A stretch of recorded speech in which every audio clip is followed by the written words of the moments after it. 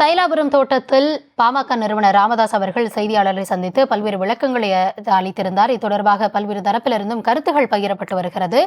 இந்த தருணத்தில் நம்முடைய இணைந்திருக்கிறார் அரசியல் விமர்சகர் திரு ரவீந்திரன் துரைசாமி அவர்கள்.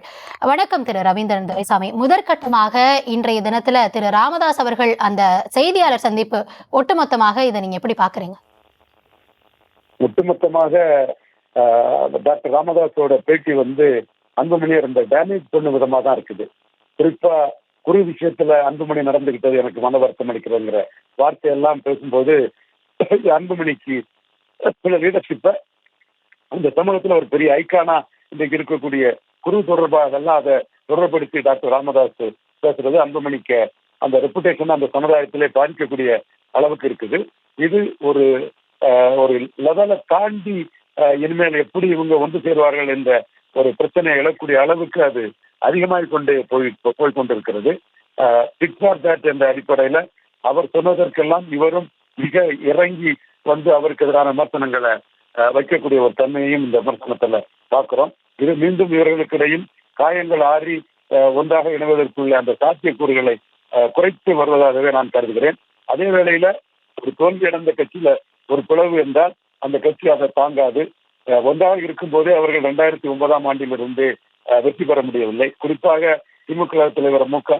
ஸ்டாலின் அவர்கள் ஏற்கனவே ஜெயலலிதாவின் வீகத்தின் அடிப்படையில் வன்னியர் ஆதரவு பாமக எதிர்ப்பு என்ற வீகத்தை எடுத்து 2009, 19, 21, 24 போன்ற தேர்தல்களில் தொடர்ந்து பாமகவை ஸ்டாலின் தன்னுடைய மதிநுட்பமான வீகத்தின் மூலமாக தோல்வியடை செய்து வரக்கூடிய சூழ்நிலையில் அந்த கட்சி தன் பலத்தை இழந்து புலப்பெருமானால் மீண்டும் அந்த கட்சியை தோற்கடிப்பது எதிர்கட்சியான திமுக அணிக்கு மிகவும் எளிதான ஒன்றாகிவிடும். எனவே இந்த ஒரு மிகப்பெரிய இக்கட்டில கட்சி இருக்கிறது என்பதை கூட உணராமல் கட்சியின் நிறுவன தலைவர் டாக்டர் ஐயா அவர்களும் அன்புமணி ராமதாஸ் அவர்களும் தொடர்ந்து அவர்கள் தங்களுடைய விரோதங்களை தெருவில் போட்டு வெளுத்து எடுப்பது என்பது அந்த கட்சிக்கு பெரிய பின்னடைவை கொடுக்கும். அந்த கட்சியின் நல விரும்பிகள் மத்தியில் ஒரு பெரிய அதிர்ச்சியையும் பாதிப்பையும் தான் ஏற்படுத்தும். இன்றைய தினம் டாக்டர் ராமதாஸ் அவர்களின் பேட்டி அன்புமணிக்கு மிகப்பெரிய டேமேஜை கொடுத்திருக்கிறது. குறிப்பாக வன்னியர்கள் மத்தியில் இந்த ஒரு பெரிய ஐக்கானாக இறந்த பிறகு பசுமன் முத்துராமலிங்க தேவர் குலத்துவ சமூகத்தின் மத்தியில் எப்படி ஒரு ஐக்கானானாரோ அதுபோல ஒரு பெரிய ஐக்கானாக வன்னியர் சமூகத்தின் மத்தியில் உருவாகி வரும் குரு அவர்கள் விஷயத்தில் அன்புமணி நியாயமாக நடக்கவில்லை என்ற ஒரு பெரிய குற்றச்சாட்டை டாக்டர் ராமதாஸ் கூறியிருப்பது அந்த குருவை மிக பெரிய அளவில் பூஜிக்கும் அந்த சமூக மக்கள் மத்தியில் அன்புமணிக்கு இமேஜை பெரிதாக பாதிக்கும் என்றே கருதுகிறேன்.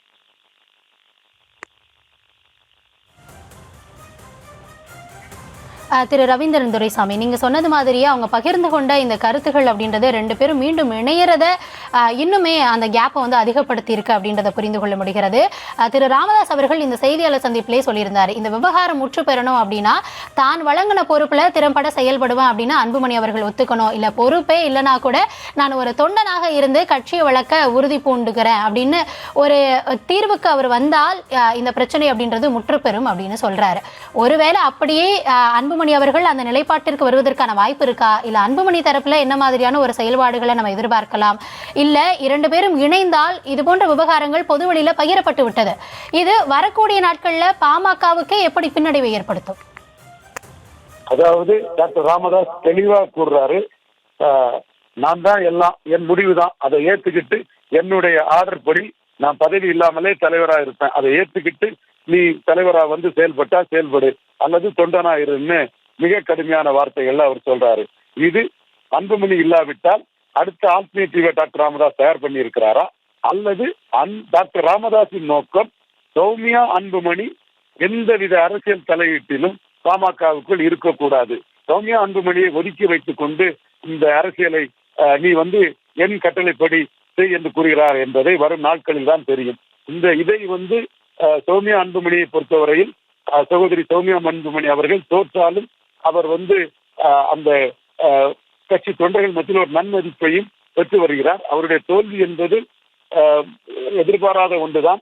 குறிப்பாக 10.5 கொடுத்தார் என்ற அடிப்படையில் வன்னியர் சமூக வாக்குகளை டாக்டர் இவர் எடப்பாடி பழனிசாமி தர்மபுரி அன்பழகன் மூலமாக எடுத்து ஒரு 23% வாக்குகள் அதிமுக எடுத்ததனால்தான் சௌமியா அன்புமணி தோல்வியடைந்தார். அவருக்கு வன்னியர் அல்லாத பிற சமூகங்கள் வாக்கு அவரை ஏற்றுக்கொண்டு பாட்டாளி மக்கள் கட்சியில் வரலாற்றில் இல்லாத அளவுக்கு பெரிய அளவுக்கு அவர் கொழுந்திருக்குது. அன்னகரம், பாப்பிரெட்டிப்பட்டி, தர்மபுரி 3 செக்மெண்ட்களிலும் அவர் லீட் பண்ணியிருக்கிறார். அவர் இந்த கட்சிக்கு ஒரு வேல்யூ அடிஷன் தான். அவர் ஒரு பெரிய அரசியல் குடும்பத்தை சேர்ந்தவர். வயல்லை காவலர் விநாயகம் அவர்களுடைய பேத்தி. இவர் வந்தவாசி கிருஷ்ணசாமி காங்கிரஸ் எம்பி தலைவரின் மகள். அரசியல் அனுபவமும் அரசியல் உணர்வும் கொண்டவர்.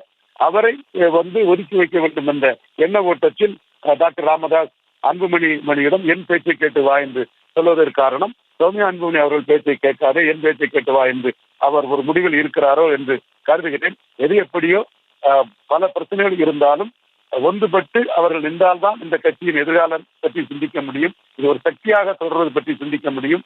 தொடர் தோல்வியில் இருக்கக்கூடிய கட்சியில் பிளவு வந்தால் மிகப்பெரிய பாதிப்பும் சேதாரமும் அந்த கட்சிக்கு ஏற்படும் என்பதுதான் வரலாற்று உண்மை. பல கட்சிகளின் முடிவை வைத்து நாம் இதனை தெளிவாக உணர முடியும். நன்றி திரு ரவீந்திரன் துரைசாமி. இந்த தருணத்தில் இணைந்து உங்களுடைய கருத்துக்களை பகிர்ந்தமைக்கு மிக்க நன்றி.